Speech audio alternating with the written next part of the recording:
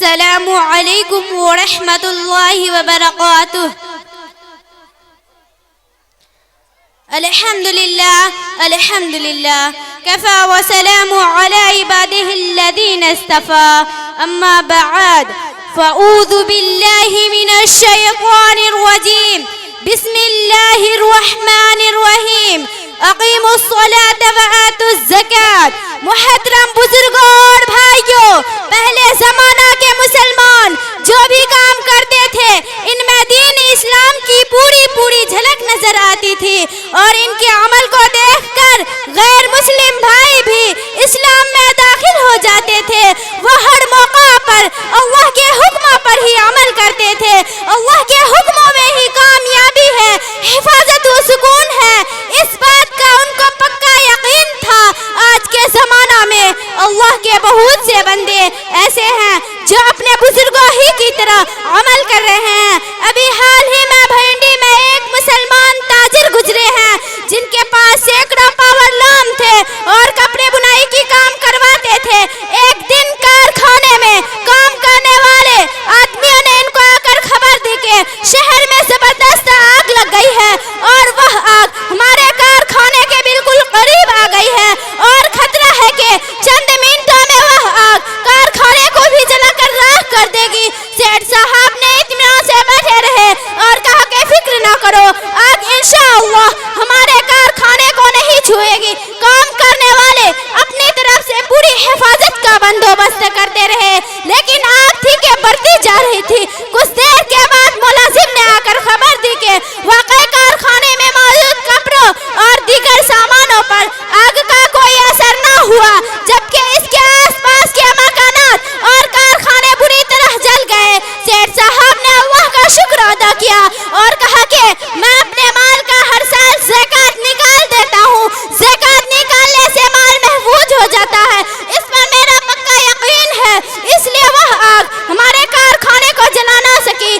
اس قسم کے بہت سے واقعات اکثر سننے میں آتے ہیں۔ اللہ کی جتنی ہی حکم ہے وہ سب ہماری بھلائی کے لیے ہیں، اتنی ہی حکموں میں ایک حکم زکوٰۃ کا بھی ہے۔ زکوٰۃ ہر اس مسلمان پر فرض ہے جس کے پاس 7.5 تولہ سونا یا 52 تولہ چاندی ہو، یا اس کے برابر مال ہو، یا سامان تجارت، یا اس سال بھر اس کا مالک بنا رہے ہو۔ زکوٰۃ کا معنی ہے پاک کرنا، چنانچہ زکوٰۃ نکالنے سے مال پاک صاف ہو جاتا ہے، ورنہ وہ ناپاک رہتی ہے، اس آدمی کا دولت میں برکت نہیں رہتی۔ وما علینا الا البلاغ۔ السلام علیکم ورحمۃ اللہ وبرکاتہ۔ نحمده ونصلي على رسوله الكريم، أما بعد فقد قال الله تبارك وتعالى في القرآن المجيد: أعوذ بالله من الشيطان الرجيم، بسم الله الرحمن الرحيم، ذلك الكتاب لا ريب فيه هدى للمتقين، وقال النبي صلى الله عليه وسلم: خيركم ما تعلم القرآن وعلمه۔ الہی رونق اسلام کے سامان پیدا کر، دلوں میں مومنوں کی الفت قرآن پیدا کر۔ صدر محترم، اسٹیج پر رونق افروز بزرگان دین اور حاضرین جلسہ، آج کے اس محفل میں اور آج کے اس مبارک اجلاس میں میرے معزز سخن دنیا کے سب سے پاکیزہ اور مقدس کتاب قرآن پاک ہے۔ ہمیں چڑھتے سورج کی طرح یقین ہے، اس کا ایک ایک حرف سچا اور صادق ہے۔ وہ قرآن پاک جس کے زبان مقدس، بیان مقدس، اور جو فصاحت و بلاغت کا ٹاٹ ہے، مارتا سمندر ہے، جس کے تعلق ارشاد روانی ہے۔ قرآن وہ کتاب ہے جس کے صادق اور برحق ہونے میں کوئی شک و شبہ نہیں، اور جس کے بارے میں محسن انسانیت حضور پاک صلی اللہ علیہ وسلم نے یہ ارشاد فرمایا ہے: تم میں سے بہتر وہ شخص ہے جو قرآن کو سیکھے اور سکھائے۔ دعائیں کیجئے کہ خداوند قدوس ہم سب کو قرآن پاک کی دولت سے مالا مال عطا فرمائے۔ نوجوان دوستو، قرآن پاک رب زلزلہ کی طرف سے عطا کر دی وہ حسین تحفہ ہے کہ جس نے 23 برس کی قلیل مدت پورے عالم میں وہ انقلاب برپا کر دیا کہ بڑے سے بڑے فصاح و بلاغت فصاح و بلاغت باشار حیران و سشتر رہ گئے اور جس کی آیتوں کو سن کر پتھر دل موم ہو گئے۔ دوستو یہی وہ قرآن ہے جو دنیا رستے تک انسانوں کے لیے سراپا ہدایت و رحمت ہے۔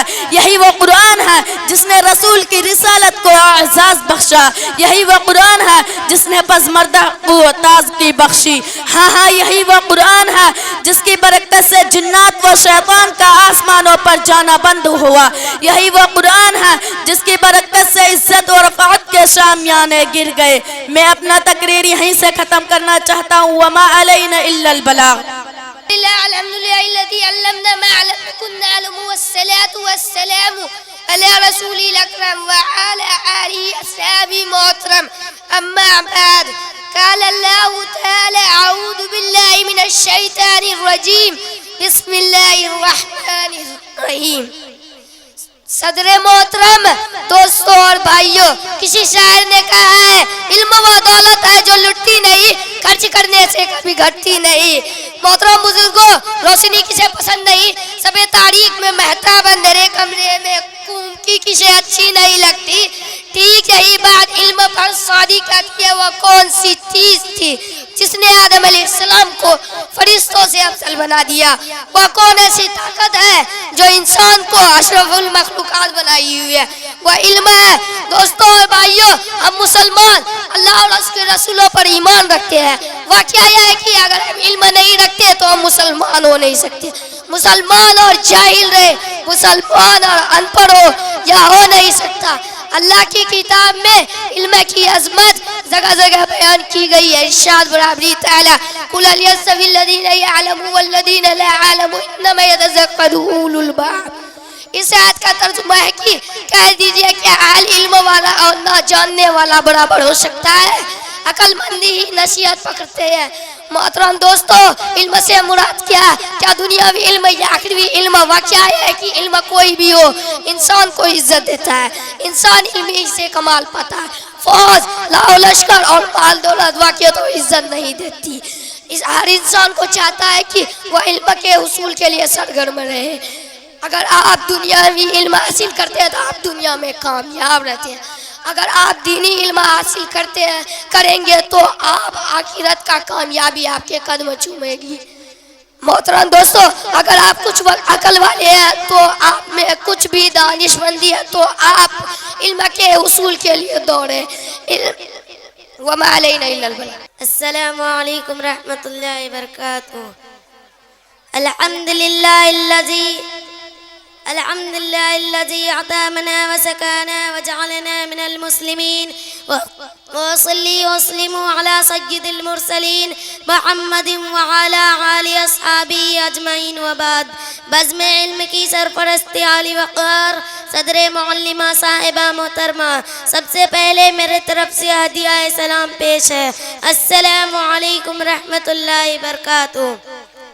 آج میں اس مبارک مجلس میں ایسے ذات مقدسہ سے متعلق گفتگو کرنے جا رہی ہوں جس کا وجود ہمارے لیے رحمت ہی رحمت ہے اور وہ ہستی ہے ماں۔ لفظ ماں سے بوئے وفا آتی ہے، لفظ ماں سے بوئے وفا آتی ہے، جذبات کی شکل میں محبت کی صدا آتی ہے۔ جدھر دیکھو ماں ہی ماں کی پکار آتی ہے، یہی وہ صدا ہے جو ہر زباں پر آتی ہے۔ ماں کی سرپرست علم کی سیاحت ہو۔ ماں وہ ذات ہے جو اپنے بچے کو اپنے خون جگر پلا پلا کر بڑا کرتی ہے۔ ماں وہ ذات ہے جو اپنے بچے کو اپنے سینے کا دودھ پلا کر زندگی کا تحفہ بخشتی ہے۔ ماں اگر سختی کرے تو اس کی سختی میں نرمی کا باغبن ہوتا ہے۔ ماں بچے کی بیماری میں اپنا بیماری بھول جاتی ہے۔ ماں بچے کی پیاس میں اپنا پیاس بھول جاتی ہے۔ ماں اگر بچے کی چہرے میں غمی کا آثار دیکھے تو وہ تڑپ جاتی ہے۔ ماں اگر بچے کو خوش دیکھے تو وہ مسکرانے لگتی ہے اور اس کے روئے روئے سے خوشیاں جھلکتی ہے۔ کاروان علم کی ساتھیوں، پیغمبر حضرت صلی اللہ علیہ وسلم نے فرمایا ماں کے قدموں کے نیچے جنت ہے۔ نادر شاہ نے فرمایا مجھے ماں اور پھول میں کوئی فرق نہیں پڑتی۔ ماں کی محبت وہ گہرا سمندر ہے جس کی گہرائی کا کوئی اندازہ نہیں۔ ماں کی محبت وہ ہمالیہ پہاڑ ہے جس کی بلندی کو کوئی آج تک چھو نہ سکا. ماں کی محبت وہ گلشن ہے جس پر دور خزاں کا اثر نہیں. ماں کی محبت کی گرمی سورج کی گرمی کو شرما دے. ماں کی محبت کی ٹھنڈک چاند کی ٹھنڈک کو شرما دے. آؤ آج سے ماں کو سر کا تاج بنائے. آؤ آج سے ماں کو دل کا تارا بنائے. آؤ آج سے ماں کو آنکھوں کا نور بنائے. آؤ آج سے ماں کو محبت و عقیدتوں کا نذرانہ پیش کرے. اے میری ماں صدا تیری محبت میرے دل میں. اے میری ماں صدا تیری محبت میرے دل میں اور میرے روئے روئے میں بسی رہی. ماں کی ممتا کبھی آنکھوں سے جھلکتی ہے کبھی دعاؤں میں مچلتی ہے. ماں کی ممتا کبھی آنکھوں سے جھلکتی ہے کبھی دعاؤں میں مچلتی ہے. درد بن کر کبھی آہوں سے ٹپکتی ہے. سہارا بن کر کبھی آسمان سے اترتی ہے. اب انہی کلمات پر میں اپنی بات کو سمیٹتی ہوں. وما علینا الا البلاغ. السلام علیکم رحمۃ اللہ وبرکاتہ. السلام علیکم رحمت اللہ وبرکاتہ.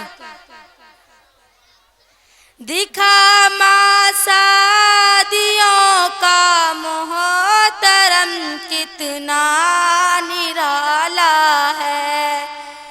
اندھیرے بیٹیوں کی گھر ہے بیٹا تو اجالا ہے. دکھا ماں سعدیوں کا محترم کتنا نرالا ہے. بڑے مظلوم ہیں ماں باپ کے جن کے پاس بیٹی ہے. بڑے مظلوم ہیں ماں باپ کے جن کے پاس بیٹی ہے. بڑے نازوں سے بیٹی کو جنہوں نے پوسا پالا ہے. بڑے نازوں سے بیٹی کو جنہوں نے پوسا پالا ہے. دکھا ماں شادیوں کا محترم کتنا نرالا ہے.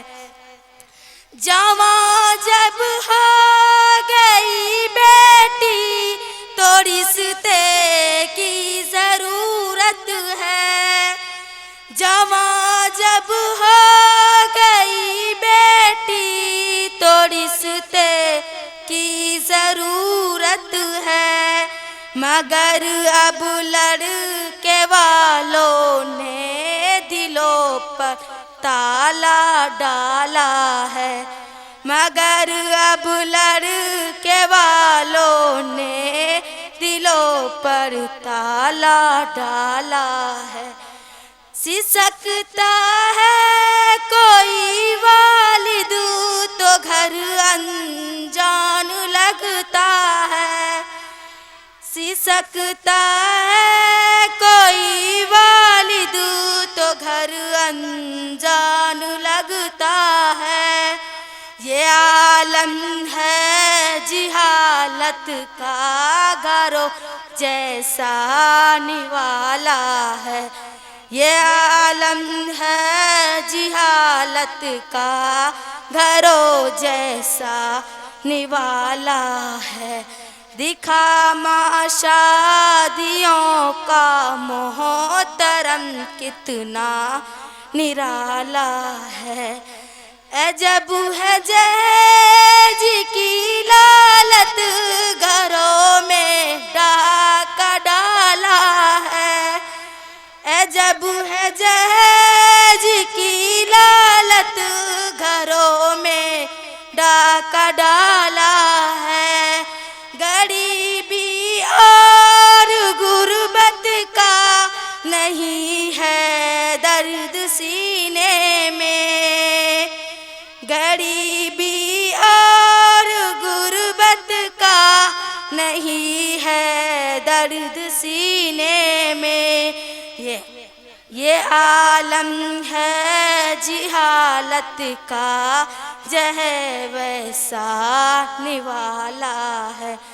دکھا ماں شادیوں کا محترم کتنا نرالا ہے، جسے دیکھو گے اندر سے تو وہ کالا ہی کالا ہے، جسے دیکھو گے اندر سے تو وہ کالا ہی کالا ہے، دکھاما شادیوں کا محترم کتنا نرالا ہے، دکھاما شادیوں کا محترم کتنا نرالا ہے۔ 4 دن کی زبانی 3 دن کی سوکھ ہے، 4 دن کی زبانی 3 دن کی سوکھ ہے، گھمنڈ کرے تو کرے کس بات کا، آخر میں وہی کلو نفس ذائقۃ الموت۔ السلام علیکم ورحمۃ اللہ وبرکاتہ۔ وعلیکم السلام ورحمۃ اللہ وبرکاتہ۔ نماز فجر میں کتنی رکعت فرض ہے؟ جواب 2 رکعت۔ نماز ظہر میں کتنی رکعت فرض ہے؟ جواب 4 رکعت۔ نماز عصر میں کتنی رکعت فرض ہے؟ جواب 4 رکعت۔ نماز مغرب میں کتنی رکعت فرض ہے؟ جواب 3 رکعت۔ نماز عشاء میں کتنی رکعت فرض ہے؟ جواب 4 رکعت۔ دن رات میں کتنی رکعت سنت موقدہ ہے؟ جواب 12 رکعت۔ اس نبی کا نام بتائے جنہیں مچھلی نے نگل لیا تھا؟ جواب حضرت یونس علیہ السلام۔ اس صحابی کا نام بتائے جن کا نام قرآن کریم میں آئے ہیں؟ جواب حضرت زید رضی اللہ عنہ۔ تمہیں کس نے پیدا کیا؟ ہمیں اللہ تعالیٰ نے پیدا کیا ہے۔ جو لوگ خدا کو نہیں مانتے اسے کیا کہتے ہیں؟ انہیں کافر کہتے ہیں۔ حضرت محمد صلی اللہ علیہ وسلم کون تھے؟ اللہ تعالیٰ کے بندے اور اس کے رسول تھے۔ 12 رکعت سنت موقدہ نفصیل بیان کیجئے۔ 2 فجر سے قبول، 4 ظہر سے قبل، 2 عصر کے بعد، 2 مغرب کے بعد اور 2 عشاء کے بعد۔ حضرت محمد صلی اللہ علیہ وسلم تمام عمر کہاں رہے؟ تقریباً 53 سال کی عمر تک اپنے شہر مکہ مکرمہ میں اور تقریباً 10 سال مدینہ منورہ میں رہی ہے۔ کتنے دنوں میں پورا قرآن نازل ہوا؟ 23 سال میں۔ جو شخص مسجد میں نماز پڑھتا ہے اسے کیا کہتے ہیں؟ اسے مؤذن کہتے ہیں۔ جو شخص اذان دیتا ہے اسے کیا کہتے ہیں؟ اسے امام کہتے ہیں۔ اسلام کی بنیاد کتنی چیزوں پر ہے؟ اسلام کی بنیاد 5 چیزوں پر ہے۔ اسلام کی 5 ارکان کے نام بتائے۔ ایمان، نماز، روزہ، زکوٰۃ اور حج۔ نماز کب فرض ہوا؟ واقعہ معراج کے موقع پر مکی زندگی میں۔ روزہ کب فرض ہوئی؟ سن 200 ہجری میں۔ زکوٰۃ کب فرض ہوا؟ سن 300 ہجری میں۔ حج کب فرض ہوئی؟ سن 900 ہجری میں۔ شراب پینا کب حرام ہوا؟ سن 400 ہجری میں۔ عورتوں کے لیے پردہ کرنے کا حکم کب ہوا؟ سن 500 ہجری میں۔ صلح حدیبیہ کب ہوئی؟ سن 600 ہجری میں۔